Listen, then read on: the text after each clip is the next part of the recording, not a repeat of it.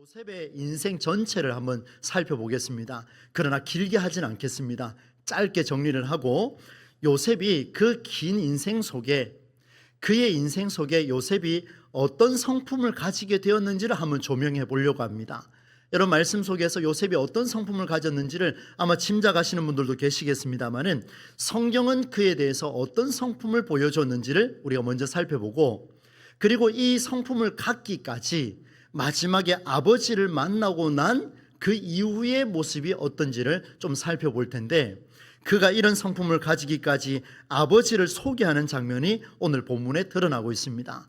조금 있다가 말씀을 드리겠습니다만은 1절로 6절까지는 요셉이 바로 왕에게 이러이러한 이야기를 전해주고 바로 왕이 요셉의 형들과 아버지에게 고센 땅을 주어라 라는 명령을 하게 됩니다. 그리고 총리인 요셉은 이 명령을 받아서 11절에 가니까 그들에게 람셋이라는 땅을 주게 됩니다. 그런데 독특하게도 7절부터 10절까지 말씀이 삽입되어 있는 듯한 느낌이 들 정도로 이 내용이 야곱이 바로왕 앞에서 축복하고 있는 그런 장면이 등장을 하고 있습니다. 그래서 이 두 가지의 초점을 두고 말씀을 좀 살펴보도록 하겠습니다. 먼저 요셉의 인생 이야기를 간략하게 한번 다루겠습니다. 17의 나이입니다. 얼마나 참 어립니까? 17의 나이에 형들이 시기하고 질투해서 미디안 상인에게 이 요셉을 팔아버렸습니다. 그리고 이 미디안 상인은 요셉을 데리고 가서 그 애굽 땅에 있는 보디발의 집에 다시 팔게 되죠. 우여곡절, 파란만장, 참 요셉에게 어울리는 사자성어가 아니겠습니까? 그러나 요셉은 그의 이런 인생에도 불구하고 허송세월로 보내지 아니하고 매 순간 그 절망과 같은 인생을 다시 한번 지혜롭게 이겨내는 그런 모습을 성경은 우리에게 가르쳐주고 있습니다. 그러면 이 요셉이 어떻게 이겨내는지를 한번 보겠습니다. 요셉의 성품이 어땠길래 이걸 이겨냈을까? 여러분 요셉은 누구보다도 주어진 일에 최선을 다하는 성실한 사람이었습니다. 그에게 첫 번째 나타난 특징이 성실함입니다. 잘 아시지요? 보디발의 가정에서 일을 너무 잘하니까 이 주인 보디발이 요셉아 이제 네가 이 가정의 일을 다 책임져라. 가정의 총무로 세웁니다. 그리고 옥에 갇혔을 때는 그 간수장이 이렇게 말하죠. 너 일하는 모습 보니까 너무 잘한다. 그래서 이 감옥에 있는 이 모든 일들을 재반 사무를 다 담당을 하라. 그의 성실함이요 굉장했습니다. 요셉은 누구보다도 정직했습니다. 언제요? 매 순간 그랬습니다. 그러나 특별히 주인 보디발의 아내가 그를 유혹할 때에 그는 당당하게 말합니다. 나는 주인의 것을 탐할 수가 없습니다. 할 수 없습니다. 그는 정직하게 답변을 했습니다. 요셉은 누구보다도 선견지명이 뛰어났습니다. 옥에 갇혀있던 바로 왕의 두 신하의 꿈을 해석해 줬습니다. 굉장하지요. 한 사람은 복직할 것이고 한 사람은 죽게 될 것입니다. 목며 죽게 될 것입니다. 이런 이야기를 전해 주었습니다. 요셉은 자신을 잊어버린 신하를 원망하지 않았습니다. 왜요? 이 두 사람 중에 한 사람 복직했지 않습니까? 복직하고 나면은 나를 기억해 주십시오 라고 이렇게 말했는데 이 복직한 술 맡은 간원장이요 그 들어가서 요셉을 기억하지 못합니다. 여기에 대해서 보복하거나 불만을 갖거나 원망하거나 그렇지 않습니다. 요셉은 오히려 주어진 상황을 겸허하게 받아들입니다. 우여곡절, 파란만장 그리고 허송세월 같은 그런 인생 속에서도 요셉은 성실함을 지켰고 정직함을 지켰고 선견지명과 또 겸허함을 유지해 왔습니다. 그뿐만 아닙니다. 요셉은 이제 감옥에서 나오게 되는데 바로왕의 꿈을 해석을 해줍니다. 이 바로왕의 꿈이 참 의미심장합니다. 꿈을 해석해 보니까 7년은 풍년이 있을 것이고 또 다음 7년은 흉년이 있을 것이다 이런 이야기였습니다. 요셉이 자신의 선견지명과 놀라운 지혜를 통해서 왕의 꿈도 해석해 주었습니다. 그때 이 왕이 이렇게 말합니다. 요셉에게 너는 내 집을 다스리라. 내 백성이 다 너의 명령에 복종할 것이다. 내가 너보다 높은 것은 왕자뿐이라. 내 허락 없이는 그 애굽 땅에 수족을 놀릴 자가 없을 것이다. 엄청난 고난을 바로 이 총리로 세우는 요셉에게 주었습니다. 그 결과 그는 총리로 발탁이 되었습니다. 종으로 팔려온 지 13년의 세월이 흘러 30세가 된 건장한 남성 요셉이 되었습니다. 이에 총리 업무를 시작한 요셉은 꿈을 해석한 대로 7년의 풍년과 7년의 흉년을 너무나도 준비를 잘 합니다. 그러던 중에 먹을 양식이 없어서 이 애굽 땅으로 내려온 형들을 만나게 되죠. 그런데 그 형들 중에는 찾아온 사람을 보니까 베냐민이 없습니다. 유일한 내 혈육 베냐민이 없습니다. 그래서 지혜를 구하기를 돌아가는 형들에게 그 자루에 돈을 넣어주고, 그리고 시므온을 결박하고, 또다시 베냐민이 왔을 때는 돌아가는 길에 은잔을 베냐민의 자루에 넣어서 베냐민만큼은 돌아오게 만들려고 하는 그 한이 맺혀 있었습니다. 그런데 놀랍게도 우리는 지난주 말씀을 통해서 이것을 봤죠. 형제 중에 유다라는 사람이 베냐민을 위해서라면 내 목숨까지도 걸겠습니다 하는 그 이야기를 딱 듣고 눈물이 쏟아집니다. 이 요셉이 통곡을 합니다. 그동안에 있었던 한이 물밀듯이 이렇게 딱 깨끗이 씻어지는 그 역사를 경험하게 되었지요. 이제 요셉은 아버지 야곱과 형들을 애굽 땅으로 모셔오는 일밖에 없습니다. 수레를 보냈고 그 수레에 아버지를 모시고 왔죠. 아버지 야곱이 요셉을 만난 시간은 무려 22년의 시간이 흘렀습니다. 굉장히 길었죠. 야곱이 요셉을 보는 순간 이렇게 말합니다. 나는 이제 죽어도 여한이 없다. 내가 너의 얼굴을 보다니 네가 여태까지 살아있었구나. 얼마나 감격이 됐겠습니까? 그러니 죽어도 여한이 없다, 이렇게 표현을 한 겁니다. 여러분, 여기까지 딱 보니까요, 이제 요셉은 성실하고 정직하고 선견지명이 있고, 그리고 겸허하고 꿈을 해석하는 놀라운 지혜에 이제는 가족까지 사랑하는 정말 그 혈육에 대한 사랑이 애절합니다. 여러분, 요셉을 한번 보십시오. 정말 부러울 수밖에 없을 정도로 꿈꾸는 자 요셉이 맞는 것 같습니다. 그는 아버지의 가문이 거주할 땅으로 고센 땅을 선택했고 형들에게 요청했습니다. 형들이여, 내가 왕에게 먼저 가서 이렇게 말할 겁니다. 당신들은 목축을 하는 사람들이라고 소개할 거고, 그리고 바로 왕이 당신들을 불렀을 때 묻거들랑 내 생업이 무엇이오라고 묻거들랑 이렇게 답하십시오. 종들은 어렸을 때부터 줄곧 목축을 하던 사람들이었습니다. 우리와 우리 조상이 다 그러합니다. 이렇게 대답하십시오. 그래야 이 땅에서 거주할 수가 있습니다. 아니나 다를까요? 바로 왕이 요셉을 시켜서 형 5명을 불렀습니다. 그게 오늘 본문의 시작입니다. 여러분, 지금까지 저는 여러분에게 요셉의 성품을 다 말씀을 드렸습니다. 짧게 다루었어요.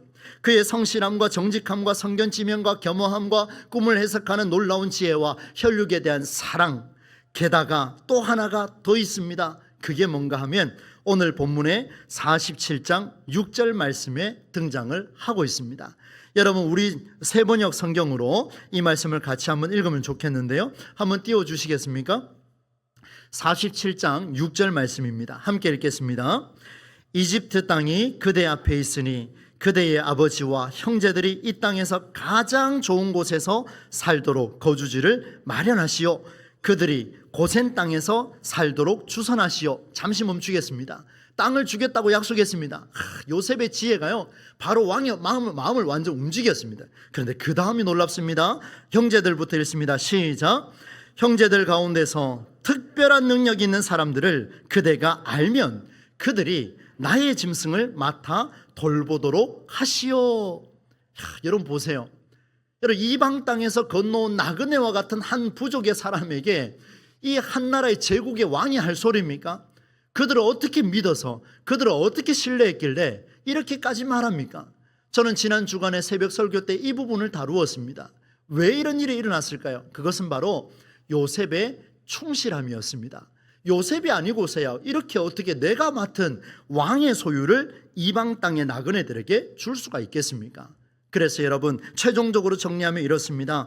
요셉의 성품은 성실하고 정직하고 선견지명, 겸허하고 지혜롭고 혈육을 사랑하고 또 배려하고 총리로서 왕을 넘어서지 않는 충성스러운 신실함까지 갖춘 사람, 우리가 알고 있는 꿈꾸는 자 요셉입니다.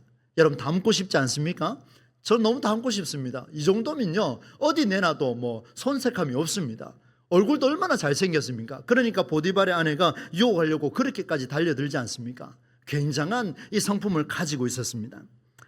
그러나 여러분, 오늘 우리는 요셉의 인생이 참으로 멋진 결과를 얻기까지, 그가 모든 사람의 신앙의 모델이 되기까지 그가 천재였던가, 아니면 그가 훈련했던가, 아니면 하나님이 그를 선택해서 그에게 하나님 그냥 무작정 복을 주셨다. 여러분 여러 가지 생각을 할 수 있습니다만은 오늘은 그 놀라운 여러 가지 관점 중에 한 가지가 등장을 합니다. 그래서 제가 여러분에게 이 7절로 10절 말씀이 너무 중요하다라고 서두에 말씀을 드렸습니다. 요셉이 지금까지 살아왔던 이 많은 성품들을 그의 삶에서 묻어나오기까지 결정적으로 역할을 한 것이 무엇이냐면 바로 7절로 10절 메시지에 들어있습니다. 여러분 세번역 성경으로 이 말씀을 우리 같이 한번 읽어볼 텐데요. 또 한번 띄워주시면 감사하겠습니다. 함께 읽겠습니다. 시작. 요셉은 자기 아버지 야곱을 모시고 와서 바로를 만나게 하였다. 야곱이 바로를 축복하고 나니 바로가 야곱에게 말하였다. 어른께서는 연세가 어떻게 되시오? 야곱이 바로에게 대답하였다. 이 세상을 떠돌아다닌 횟수가 100년하고도 30년입니다. 저의 조상들이 세상을 떠돌던 횟수에 비하면 제가 누린 횟수는 얼마 되지 않지만 험악한 세월을 보냈습니다. 야곱이 다시 바로에게 축복하고 그 앞에서 물러났다. 아멘. 여러분 바로가 명령을 했습니다. 너의 가족들에게 그 땅을 주어라. 그리고 내 가축까지 맡을 수 있는 능력 있는 자를 선별하라. 그래 명령을 내렸습니다. 그러면 총리직을 맡고 있는 요셉이 해야 될 일이 무엇입니까? 총리 요셉은 그 명령에 즉시 이행해야 됩니다. 잠시 머뭇거릴 틈이 없습니다. 그런데 그 명령에 이행해야 될 이 요셉이 옆에 있던 아버지를 부축해서 그 바로 왕에게 인사를 시키는 장면이 등장을 합니다. 이 7절로 10절 말씀의 내용을 요약하면 이렇습니다. 아버지 야곱이 바로를 만나면서 어떤 말도 듣지 않고 먼저 축복합니다. 하나님의 복을 빌었습니다. 그리고 바로가 야곱에게 말하지요. 내 나이가 몇입니까? 어르신, 당신의 연세가 어느 정도 됩니까? 이렇게 이야기하니까 제 인생이 130년 살았습니다. 그런데 그 세월을 생각하니까 험악해도 이렇게 험악할 수가 없습니다. 이렇게 이야기를 한 겁니다. 그리고 그 다음에 바로 왕은 침묵합니다. 야곱은 다시 바로 왕을 축복하고 돌아옵니다. 여러분 이 내용을 자세히 보셔야 됩니다. 저는 지난 주간에 이 말씀을 묵상하면서 깜짝 놀랐습니다. 여러분 하나님의 복을 빌어주는 사람이 하나님의 복이 당신과 함께하기를 원합니다. 그런데 내 인생은 130년 살았는데 지독하게 고생하고 험악한 꼴 다 봤습니다. 하나님이 당신에게 복을 주기를 원합니다. 이렇게 말하면 듣겠습니까? 여러분 상식적으로 생각해 보십시오. 들을 수가 없습니다. 내 인생이 이 모양 이 꼴로 망하듯이 살아왔는데 하나님이 당신을 축복할 겁니다. 말도 안 되는 소리죠. 그런데 여러분 보세요. 이 말은 이 험악한 세월을 살았음에도 불구하고 내가 당신을 축복하고 그리고 내가 고생했던 걸 말하고 내가 다시 당신을 축복할 수 있다는 이야기는 앞뒤에 있는 축복의 내용의 사이에 있는 이 130년의 고생의 세월은 그냥 세월이 아니다라는 것을 보여줍니다. 이걸 어려운 말로 표현하면 하나님의 섭리입니다. 130년의 시간을 하나님께서 그와 함께 하셨다라는 것을 보여주는 게 내가 당신을 축복합니다. 비록 나는 고생해서 왔지만 내가 당신을 축복합니다. 왜요? 이 130년의 세월은 하나님이 나와 함께 하신 세월이기 때문에 나는 당신을 축복할 수 있습니다라는 그런 메시지가 본문에 들어있습니다. 그러면 이 메시지가 왜 그렇게 중요할까요? 이 메시지가 중요한 이유가 있습니다. 그래서 저는 야곱의 130년의 세월을 거슬러 올라갑니다. 이걸 다 이야기하자면 일주일 내도록 설교해도 모자랄 텐데 여러분 10분 안에 제가 끝을 내야 되거든요. 잘 들어보십시오. 여러분 이 야곱의 130년의 세월과 그 다음에 일어나는 요셉의 세월이요 극단적으로 차이가 납니다. 너무나 극명하게 차이를 드러내고 있습니다. 먼저 야곱의 이야기를 하겠습니다. 야곱은 쌍둥이 중에 동생으로 태어났습니다. 그리고 형 에서를 피해서 도망자의 신세를 살았죠.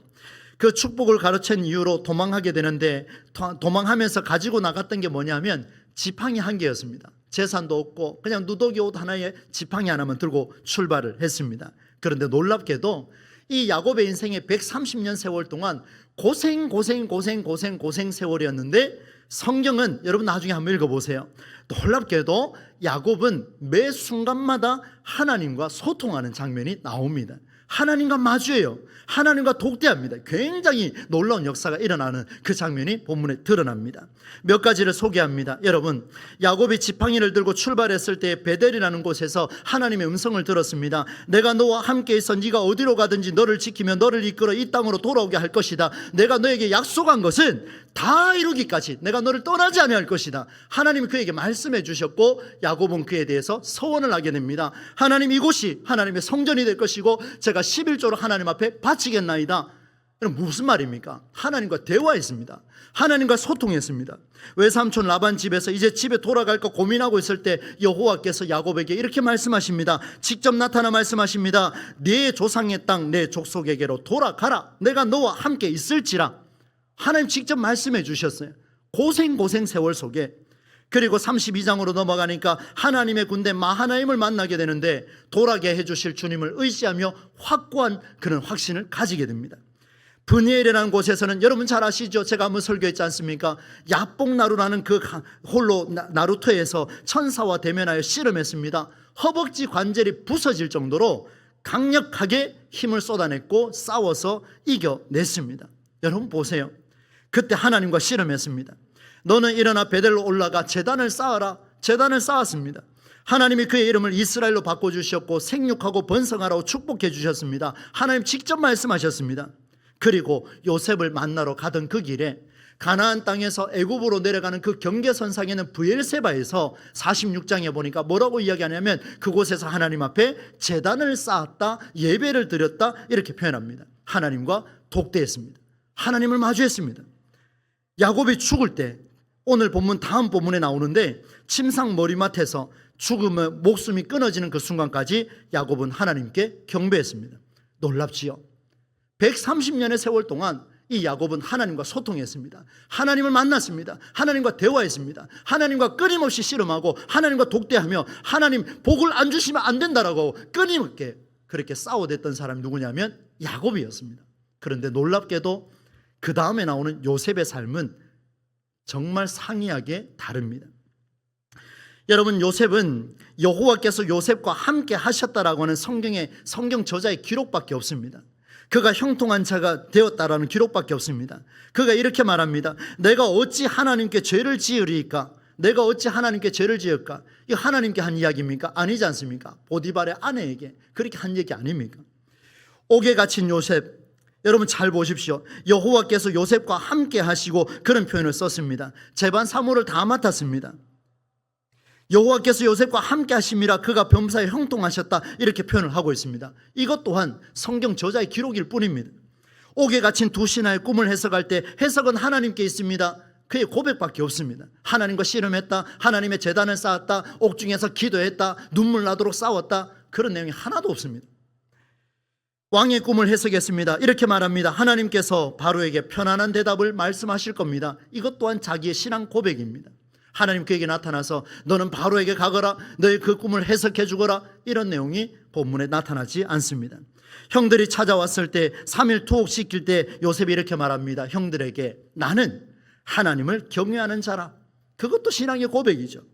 형들과 상봉했습니다. 당신들은 한탄하지 마십시오. 하나님이 당신들을 구원하려고 나를 이곳에 먼저 보냈습니다. 이것도 마찬가지입니다. 하나님에 대한 고백밖에 없습니다. 예배를 드렸다, 제단을 쌓았다, 그 앞에서 씨름했다, 어떤 내용도 등장하지 않습니다. 여러분, 요셉의 삶은 아버지 야곱과 너무나 달랐습니다. 창세기가 총 50장인데요 그 중에 20%가 넘는 그 이야기의 주인공이 누구냐면 요셉입니다. 대단하지 않습니까? 그런데 이 요셉, 하나님과 독대했다거나 씨름했다거나 제단을 쌓았다거나 우리에게 꿈꾸는 자 요셉으로 제가 앞서 말씀드린 그 많은 성품들, 부러워할 만큼의 성품들을 갖춘 요셉, 그러나 그는 하나님 앞에 예배를 드렸다라는 기억이 없습니다. 드렸는지 우리는 알 수가 없죠. 기록이 없으니까. 하나님과 독대한 적도 없습니다. 이게 어떻게 설명이 가능하겠습니까? 그래서 저는 기도하는 가운데 이 말씀 가지고 끊임없이 씨름을 했습니다. 요셉의 성실함과 정직함과 성견지명과 겸허함과 지혜와 혈육에 대한 사랑과 배려와 총리로서 신실한 충성까지 그가 꾼 꿈이 다 이루어지기까지 하나님의 일방적인 간섭은 있었지만 요셉이 하나님께 고백하는 고백은 있었어도 실질적으로 오늘 우리처럼 예배하는 이 자리는 갖추지 않았다라는 상당히 충격적인 이야기가 요셉의 일대기에 드러납니다. 여러분, 무엇을 말하겠습니까?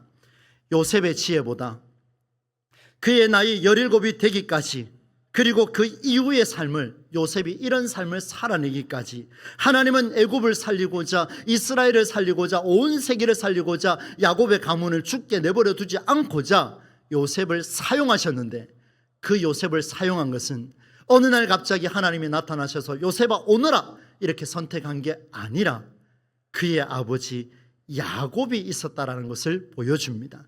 보십시오, 여러분. 바로에게 축복합니다. 그리고 내 인생의 130년 동안 그 세월은 고생이었지만 내가 다시 당신을 축복합니다. 하나님의 복이 함께하기를 바랍니다. 내 130년의 시간은 하나님께 예배하며 제단을 쌓으며 하나님과 씨름한 시간입니다. 이 이야기가 나오고 난 뒤에 요셉이 그 땅을 주려고 명령을 이행하는 모습이 나타나고 있습니다. 사랑하는 성도 여러분, 오늘의 말씀을 잘 이해하면 좋겠습니다. 여러분, 말씀을 정리해 보겠습니다. 신앙생활은, 특히 기독교 신앙생활은 내가 구원받는 데 초점이 되어 있습니다. 그러나 신앙이라는 것은 반드시 영향을 주게 되어 있습니다. 내 의지와 상관없이, 내 의도와 상관없이 신앙은 영향이 가게 되어 있습니다. 여러분, 예수님의 모습을 한번 보십시오. 예수님이 이 땅에 오셔서 많은 선포를 하셨고 기적을 행하시고 행동에 옮기셨습니다. 그의 말과 그의 행동은 모두에게 영향을 끼쳤고 유대인뿐만 아니라 전 세계 사람들에게 지구촌과 온 우주에 영향을 끼쳤습니다. 우리도 그렇습니다. 우리의 신앙은 반드시 누군가에게 영향이 갈 것입니다. 아니요, 갑니다. 오늘 성경이 그것을 보여줍니다. 여러분, 야곱은 소년 요셉을 17세까지 양육을 했습니다. 어떤 교육을 했는지 저는 알 수가 없습니다. 여러분도 보지 못했지 않습니까?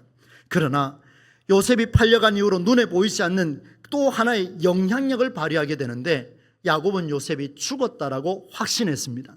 그러나 그가 쌓았던 제단, 요셉을 만나러 가면서 하나님 앞에 또다시 독대하고 또다시 마주하고 하나님과 씨름했던 그 장면 하나는, 하나님은 지구 반대쪽에서, 어쩌면 옆에 나라에서, 어쩌면 내 가정의 저 친인척에서 하나님은 요셉을 세우셨고 요셉을 통해 민족을 살리려는 하나님의 역사를 계획하고 계셨다라는 것을 우리에게 보여줍니다. 얼마나 놀랍습니까, 여러분? 이걸 깨달으면요, 오늘 이 자리에 예배하는 이 예배가 단순히 한번 지나가는 예배가 될 수 없습니다. 얼마나 위대한 예배입니까? 여러분의 기도가 얼마나 위대한 기도입니까? 우리는 알 수 없고 우리는 죽었다라고 말하는, 지금도 신앙이 올바라 못해서 교회에 나오지 못하는데 자녀를 생각하면 가슴 치며 통탄할 지경이지만, 그러나 여러분 용기를 가지십시오. 희망을 가지십시오. 요셉의 세월이 130년 동안 험악했습니다. 그러나 그는 축복했습니다. 왜요? 하나님이 요셉이라는 아들을 살려주셨고 요셉을 통해 내가 이 자리까지 오게 만들어줬다라는 놀라운 고백을 하고 있지 않습니까? 여러분의 기도는 절대로 헛되지 않을 것입니다. 여러분이 제단을 쌓는 모든 곳에서의 예배, 길을 가면서 기도하는 기도, 여러분이 식사하시면서 엎드리는 그 기도, 자녀들의 머리에 손을 얹으며 간절하게 부르짖는 단 1초의 기도라 할지라도 하나님은 내버려 두지 아니하시고 그들을 살려내실 줄로 믿습니다. 말씀을 맺겠습니다. 사랑하는 여러분, 오늘 저는 이 말씀을 저의 말씀으로도 받았습니다. 사랑하는 아들아, 사랑하는 최 목사야, 네가 기도하는 게 약하냐? 네가 선포하는 그 메시지가 약할 것처럼 보이느냐? 두려워하지 말라. 내가 너의 선포하는 그 말씀을 내가 직접 개입하여 네가 모르는 사람을 내가 살릴 것이다. 네가 죽었다라고 말하는 그 사람을 내가 살려낼 것이다. 네가 그토록 기도하는 내 자녀를 내가 세울 것이다.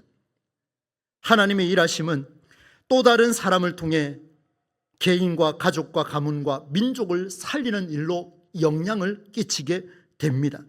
요셉을 통한 일하심, 그것은 요셉이 뛰어나서요, 그가 성실하고 여러 가지 많이 이야기했지 않습니까?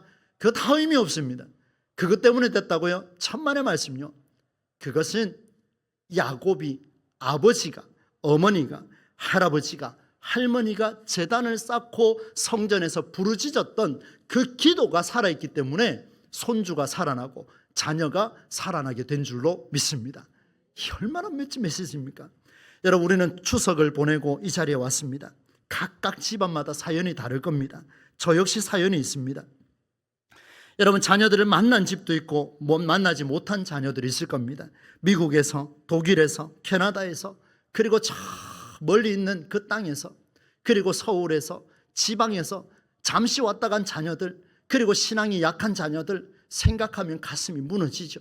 찢어지죠. 그러나 여러분, 다음 명절 만날 때까지 기도하십시오. 그리고 또 부르짖으십시오. 우리가 할 수 있는 게 뭐가 있습니까? 가서 이야기한다고 듣습니까? 안 듣습니다. 우리보다 머리가 더 뛰어나요. 듣지 않습니다. 그러나 우리는 할 수 있는 게 있습니다. 그를 바꿀 수 있는 하나님의 능력을 믿기 때문에 오늘도 우리는 기도할 수 있습니다. 하나님과 독대할 수 있습니다. 말씀을 이렇게 정리합니다. 당신이 마주한 하나님과의 시간은 하나님이 누군가를 세워 그를 통해 일하심이 선명하게 드러나게 하는 기회가 될 것이다. 제가 마무리를 이렇게 했습니다. 사랑하는 우리 모든 성도님들, 특별히 추석을 보내고 가족을 만나지 못한 사람이 있다면, 그리고 이 시대의 고민거리에 내 자녀의 문제를 두고 기도하는 분, 형제와 부모를 위해 기도하는 여러분, 여러분의 기도와 여러분의 예배와 여러분의 간절한 하소연은 오늘도 결코 땅에 떨어지지 않는다라는 사실을 가슴에 새기셔서 이 한 주간도 믿음으로 승리하는 저와 여러분의 삶이 다 되실 수 있기를 우리 주 예수님의 이름으로 축원합니다.